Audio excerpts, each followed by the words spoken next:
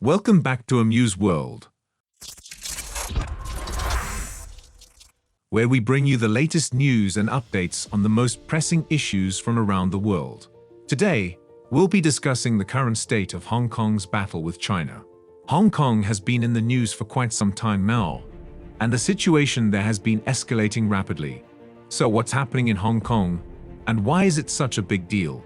If you're new here, make sure to hit that subscribe button and turn on notifications so you don't miss out on any of our future videos. Now, let's get started. What's going on in Hong Kong? Hong Kong is a former British colony that returned to Chinese rule in 1997. Under the one country, two systems policy, Hong Kong was supposed to have a high degree of autonomy and maintain its own legal and political systems for 50 years after the handover. However, in recent years, China has been trying to exert more control over Hong Kong, which has led to protests and unrest in the region. The situation came to a head in 2019 when the Hong Kong government proposed a controversial extradition bill that would have allowed people to be extradited to mainland China for trial. Many people in Hong Kong saw this as an erosion of their autonomy and an infringement on their rights. Protests broke out, and they continued for months, with millions of people taking to the streets. The protests turned violent at times, with clashes between police and protesters. The Hong Kong government eventually withdrew the extradition bill, but the protests continued, with people demanding more democracy and autonomy for Hong Kong. China's response: China has not taken kindly to the protests in Hong Kong. The Chinese government has accused the protesters of being separatists and terrorists, and it has warned that it will not tolerate any attempts to undermine its sovereignty. In November 2019, China's top legislative body, the National People's Congress, passed a resolution that effectively allowed it to impose a new national security law on Hong Kong.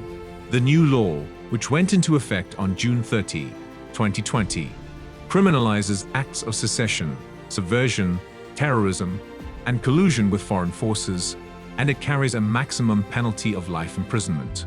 Many people in Hong Kong see the law as a further erosion of their autonomy and an infringement on their rights. The national security law has had a chilling effect on the protests in Hong Kong.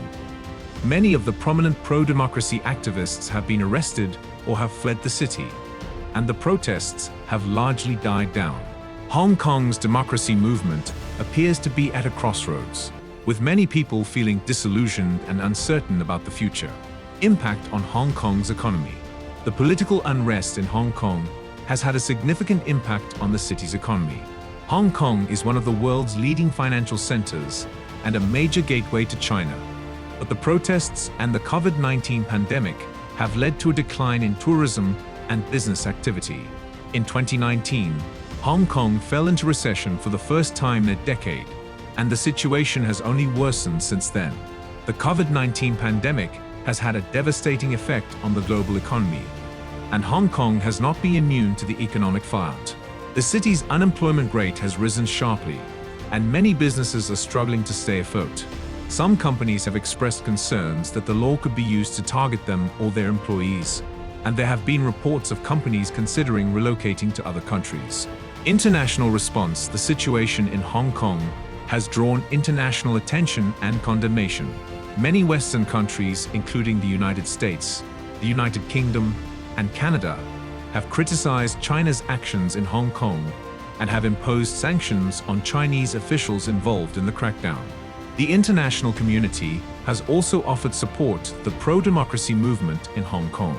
In July 2020, the United Kingdom announced that it would offer a path to citizenship for up to 3 million Hong Kong residents who are eligible for a British national overseas passport.